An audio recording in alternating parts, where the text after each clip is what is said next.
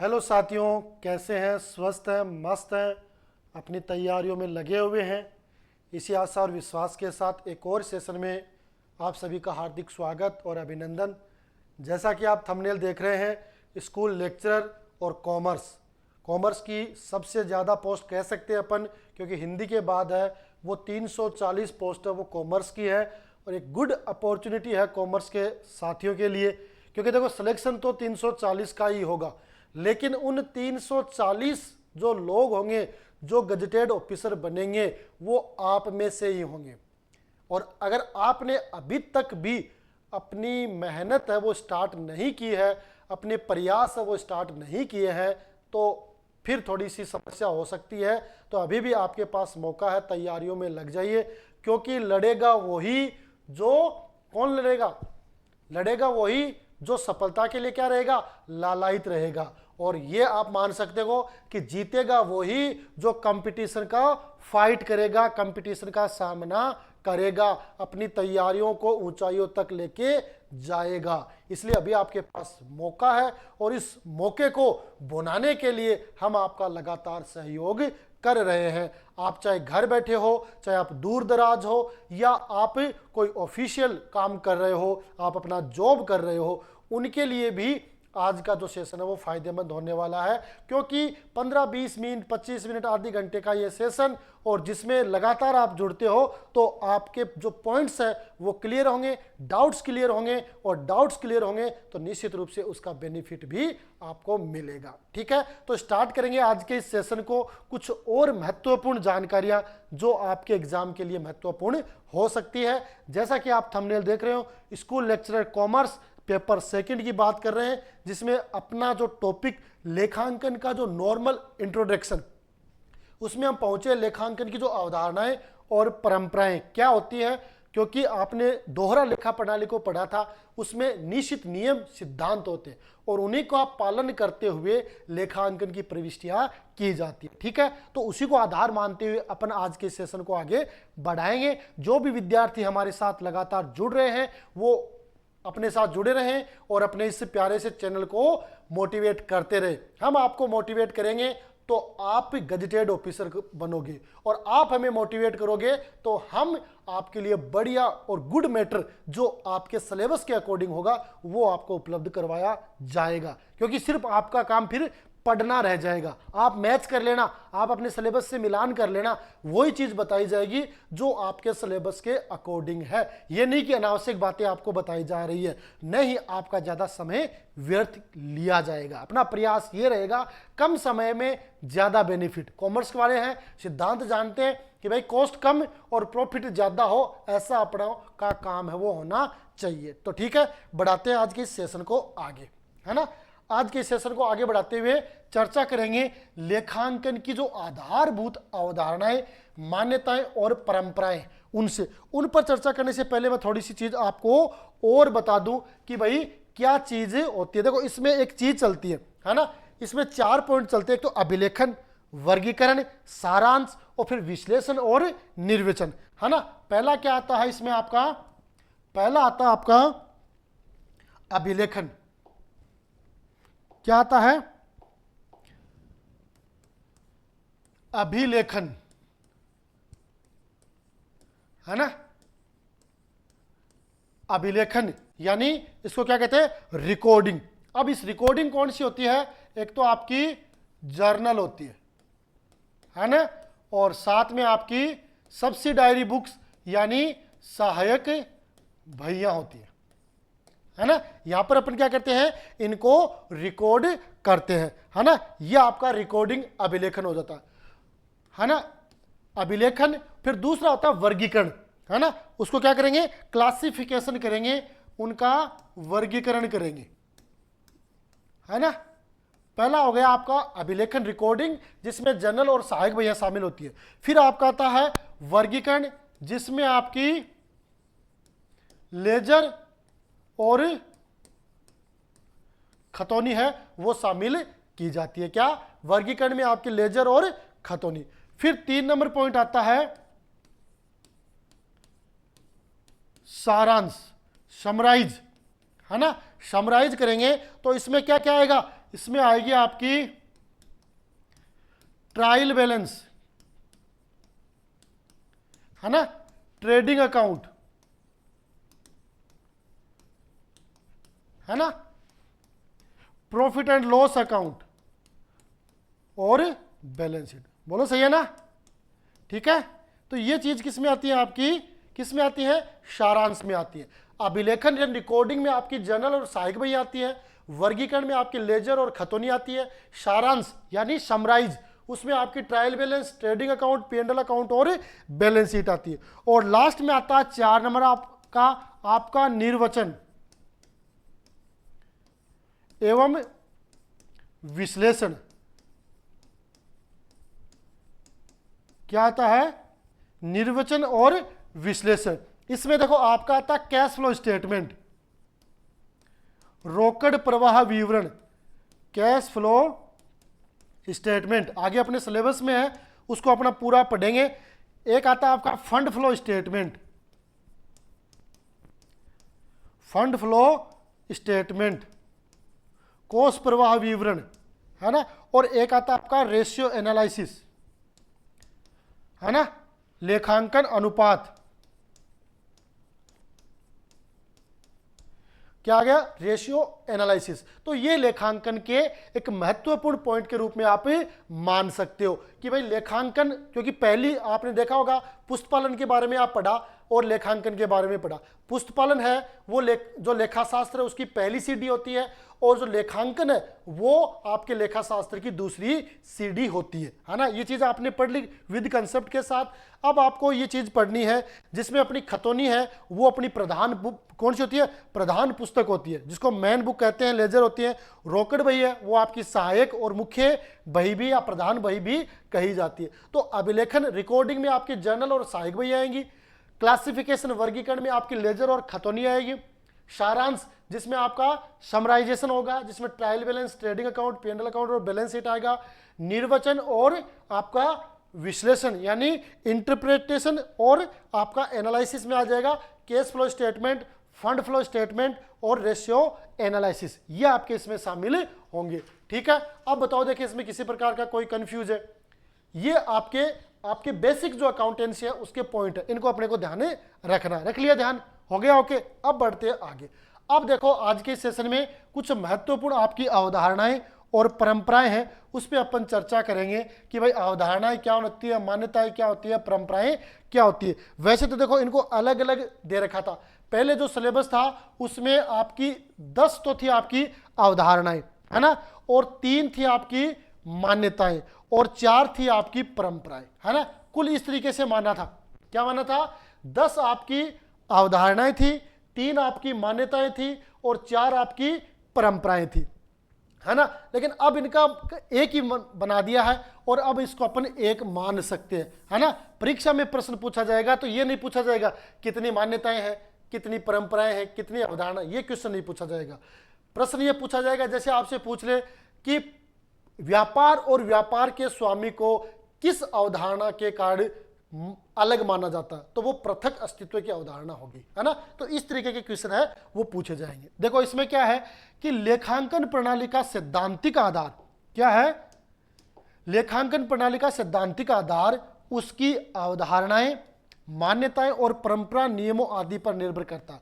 उनके जो सिद्धांत है ना, सैद्धांतिक आधार अपन ने भाई ये देख लिया कि खाते 3 प्रकार के होते हैं, व्यक्तिगत, वस्तुगत और नाम मात्र। अब इन खातों के जो नियम है वो क्या है, वो इन सिद्धांतों पर आधारित है, क्योंकि जब हमें सिद्धांत पता नहीं है तो उन नियमों को अपन फॉलो नहीं कर सकते। तो ऐसी कंडीशन में व्यापार के जितने भी जो सिद्धांत है वो किस पे आधारित होंगे, उनकी अवधारणाएं हैं, उनकी मान्यताएं, उनकी परंपराएं, उनके नियमों पर निर्भर करते हैं। अब देखते हैं कि लेखांकन की अवधारणा और मान्यताएं। अब देखो यहाँ पर एक पॉइंट है, अवधारणा और मान्यताएं सामान्य रूप से एक ही होती है, सामान्य रूप से उन्हें एक ही माना जाता है।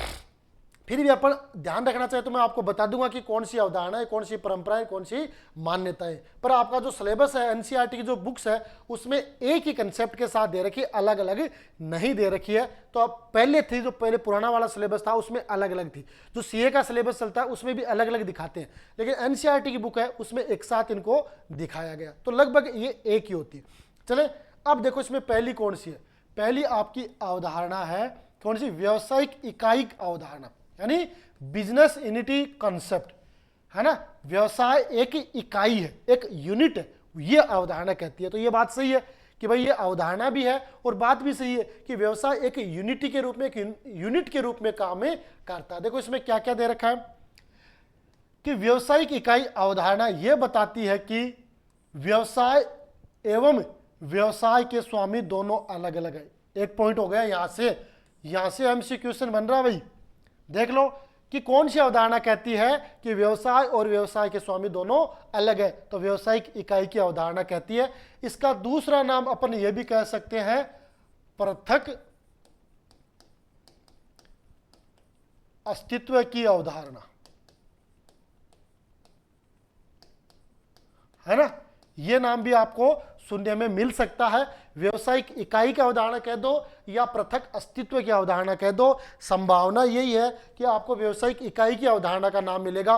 पहले नाम ये चलता था पृथक अस्तित्व की अवधारणा, है ना। और साथ में इसका दूसरा नाम ये भी कहते हैं, है ना, सत्ता की अवधारणा, यह नाम भी है इसका। यानी व्यवसायिक इकाई अवधारणा कह दो, पृथक अस्तित्व की अवधारणा कह दो, सत्ता की अवधारणा कह दो, एक ही नाम है। और ये तीनों ही एक बात कहती हैं कि व्यापार और व्यापार का स्वामी दोनों अलग अलग होते हैं। व्यापार का स्वामी व्यापार में जो पूंजी लेके आएगा उसको दायित्व मानते हुए उस पूंजी पर ब्याज दिया जाएगा। और व्यापार का स्वामी, साझेदारी में आपने देखा भी होगा, व्यापार का स्वामी व्यापार से कुछ राशि निकालता है, आहरण करता है, तो उस आहरण पर ब्याज लिया जाएगा। ये चीज आपने देखी होगी, ठीक है। तो उसी को आधार मानना। व्यवसायिक संगठन का कोई भी प्रारूप हो, यह अवधारणा स्वीकार की जाती है।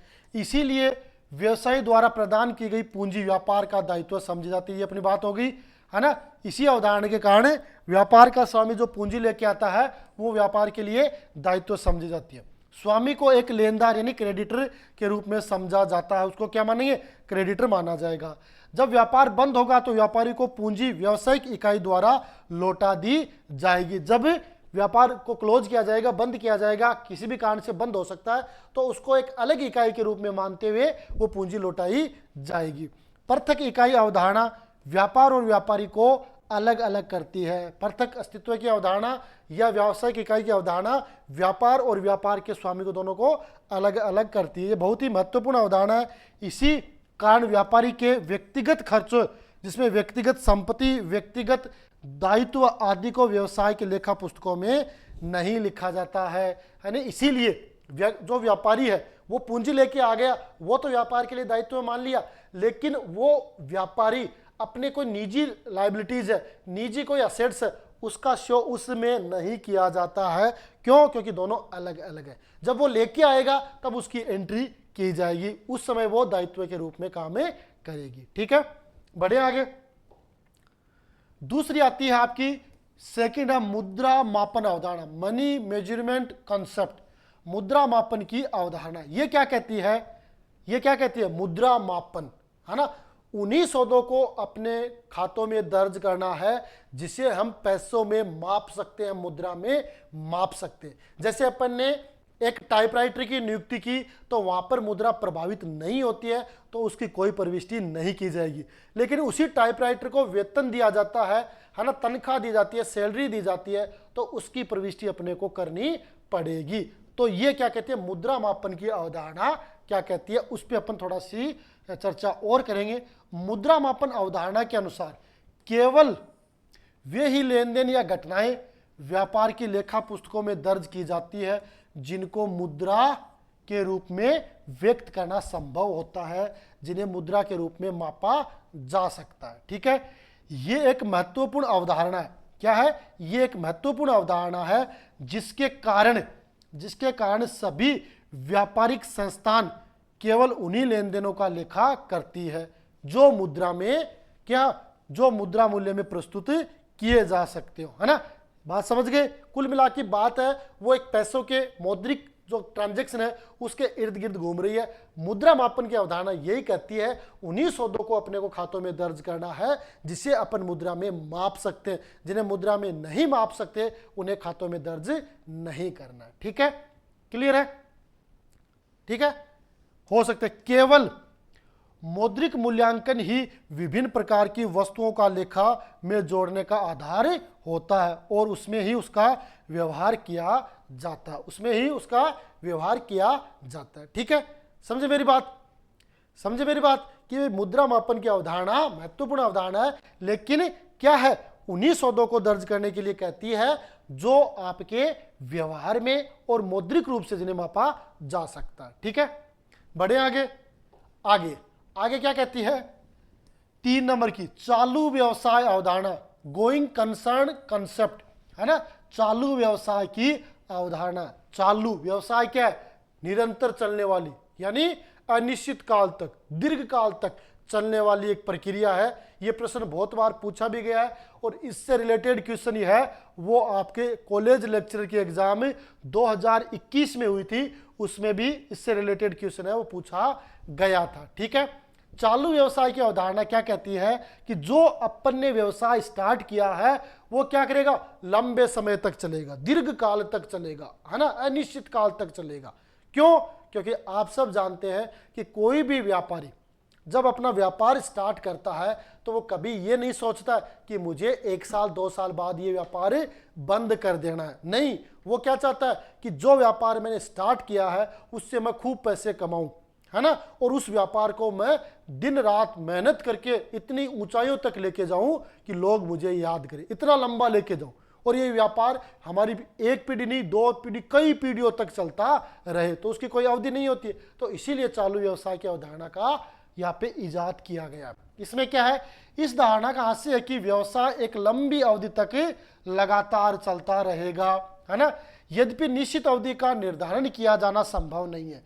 ये नहीं कह सकते भाई लंबी अवधि है तो वो कौन सी होगी? अनिश्चित काल तक होगी, दीर्घ काल नहीं हो सकती, अनिश्चित काल तक हो गई, है ना। लंबी अवधि का अपन निर्धारण नहीं कर सकते तो वो कितनी होगी तो वो अनिश्चित काल मानी जाएगी।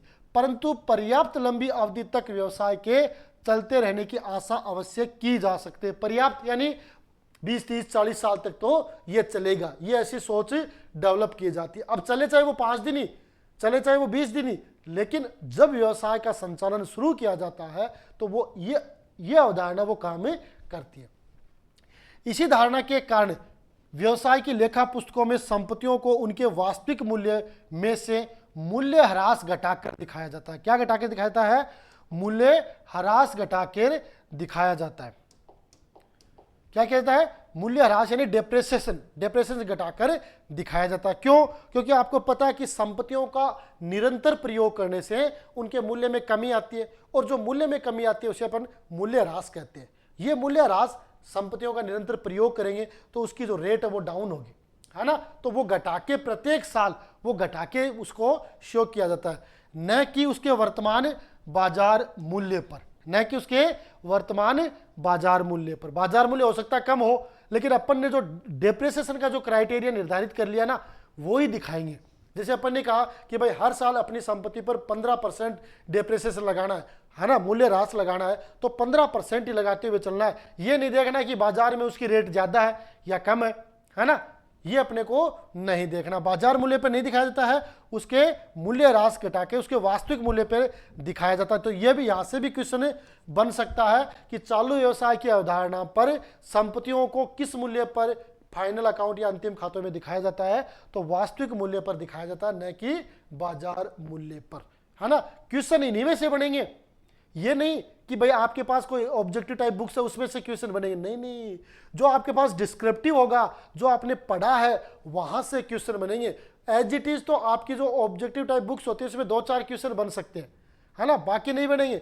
आप यहां से क्वेश्चन बनाओ, अपने दिमाग को इस तरीके से तैयार करो कि वो हर डिस्क्रिप्ट में क्वेश्चन खोजे कि यहां से बन सकता है, यहां से बन सकता है, किस तरीके से बन सकता है, यह आपको सोचना पड़ेगा। इसी प्रकार कोई बाह्य पक्षकार व्यवसाय को उधार माल देता है या ऋण देता है तो इसी अवधारणा के कारण देता है ना। कोई भाई माल देता है और कोई ऋण देता है, वो इस बात पे तो देता है कि भाई ये व्यवसाय लंबे समय तक चलेगा, है ना। कोई मेरे से पैसे भाई पैसे लेने आया, है ना, कोई व्यापारी हो सकता है, आज मेरे से पैसे मांग रहा है और मेरे को पता है कल यहाँ से भाग जाएगा, है ना, क्या मैं उसको पैसे दूंगा? नहीं दूंगा। कोई माल, आप ऐसे व्यक्ति को माल दोगे क्या कि वो कल वो दुकान बंद करके चला जाएगा? नहीं। हर व्यापारी ये सोचता है कि जिसको मैं माल बेच रहा हूं वो माल खरीद रहा है, इसका मतलब उसका व्यापार है, वो लंबे समय तक चलाने की इच्छा है। जिसको लोन दिया जा रहा है, चाहे वो किसी साहूकार के माध्यम से लोन हो या किसी बैंक के माध्यम से लोन हो, उसमें भी उनका जो महत्वपूर्ण उद्देश्य यही होता है कि क्या होता है कि वो जो ऋण है वो अपना वापस हो जाएगा, क्योंकि व्यापार है वो लंबे समय तक चलेगा। तो इसी अवधारणा के कारण देता है संपत्तियों और दायित्वों का वर्गीकरण भी चालू, स्थायी आदि इसी अवधारणा के कारण किए जाते हैं। आपने देखा होगा कि भाई आपने संपत्ति और दायित्वों का आपने वर्गीकरण किया, है ना। जैसे अपने असेट्स में लिखते हैं ना, उसमें आपकी करंट असेट्स है ना, फिक्स असेट्स है ना, आपकी टेंजिबल असेट्स है और आपकी इंटेंजिबल असेट्स है ना, ये सारे असेट्स है। उसी प्रकार आपके दायित्व है ना, ये आपके स्थायी दायित्व है, ये आपके करंट है ना, चालू दायित्व है। तो वो वर्गीकरण है वो भी किस अवधारणा के कारण बनता है? चालू व्यवसाय की अवधारणा के कारण बनता है। तो 3-4 क्वेश्चन है वो इसमें बनते हैं आसानी से। अगर इनको आप अच्छे तरीके से पढ़ते हो तो इन क्वेश्चनों का आंसर भी आप आसानी से दे सकते हो, है ना। क्योंकि जो आपकी आरपीएससी कॉलेज लेक्चर की एग्जाम थी उसमें यह प्रश्न पूछा गया था और उसमें क्या था कि भाई व्यापार चलेगा तो दीर्घकाल तक चलेगा, लंबी अवधि तक चलेगा, अनिश्चित काल तक चलेगा। तो उसमें क्वेश्चन कंफ्यूज करने वाला था, है ना। तो अपने को जब ये पढ़ लेंगे तो बिल्कुल भी वो आपको कंफ्यूज नहीं करेगा। तो इसका आंसर उन्होंने अनिश्चित काल तक बताया था, है ना, क्योंकि उसकी गणना अपन नहीं कर सकते। ठीक है, बढ़े आगे देखते हैं अगला क्वेश्चन। अगला पॉइंट है लेखांकन अवधि अवधारणा, अकाउंटिंग पीरियड कंसेप्ट। अकाउंटिंग अवधि अपन जानते हैं अपना जो वित्तीय वर्ष है वो 1 अप्रैल से 31 मार्च तक चलता है ना। 1 अप्रैल से 31 मार्च तक चलता है ना। तो लेखांकन की एक अवधि होगी, एक वित्तीय वर्ष हो गया। क्योंकि जब लेखांकन की अवधि नहीं होगी तो हम व्यापार का जो लाभ है ना, वो कैलकुलेट नहीं कर पाएंगे। जैसे अपन पढ़ते हैं तो एक सेशन होता है ना कि स्कूलों में पढ़ते हैं, चाहे कॉलेज में पढ़ते हैं, चाहे आप बीएड करते हो, चाहे पीजी करते हो, कुछ भी करो आप, उसका एक सेशन होता है कि ये आपकी 2 साल की होगी, ये आपकी 1 साल की होगी, ये आपके 6 महीने की होगी। अब ये जरूरी थोड़ी है जैसे मान लो आपकी 1 साल की बता दी, है ना, तो ये थोड़ी है कि वो कंप्लीट 1 साल की होगी। उसमें डेट होती है कि जैसे भाई 1 जुलाई से आपका सेशन स्टार्ट हो गया, है ना। अब 1 जुलाई से होते होते आपका एग्जाम वो अप्रैल मई में हो जाएगी। अब आप तो कह दी भाई अप्रैल मई में एग्जाम होगी, सेशन जुलाई में था, 2 महीने कम रह गए, 10 महीने की हुई है तो नहीं। उसके बाद रिजल्ट आएगा तो हो सकता है रिजल्ट पूरे 12 महीने से नहीं आए, 13 महीने 14 महीने हो जाए, लेकिन अगले सत्र में आप प्रवेश ले सकते हो, है ना। तो 1 वर्ष उसमें माना गया। तो वैसे ही लेखांकन की भी एक अवधि रहेगी। ये क्या कहती है? व्यवसाय एक लंबी अवधि तक चलता रहेगा, सही बात है ना। परंतु व्यावसायिक क्रियाओं के आर्थिक परिणाम जानने और व्यवसाय की ठीक वित्तीय स्थिति को जानने के लिए एक निश्चित अंतराल के बाद अंतिम खाते बनाए जाते हैं। तो आपको पता है कि ये 1 अप्रैल से 31 मार्च तक चलता है। तो 31 मार्च को अपन फाइनल अकाउंट है वो तैयार करते हैं। यानी इससे पहले तो अपन जैसे जनरल एंट्रियां करते हैं, आपके जो पोस्टिंग वगैरह, खतौनी वगैरह वो करते हैं, ट्रायल बैलेंस तैयार करते हैं, है ना। लेकिन फाइनल अकाउंट है वो आपको किस दिन तैयार होते हैं? 31 मार्च को ही तैयार किए जाते हैं, है ना। तो अंतिम खाते वो कब बनाए जाते हैं? एक निश्चित अंतराल के बाद अपने को बनाने, क्योंकि 31 मार्च के बाद अगले दिन नया वर्ष वो स्टार्ट हो जाएगा।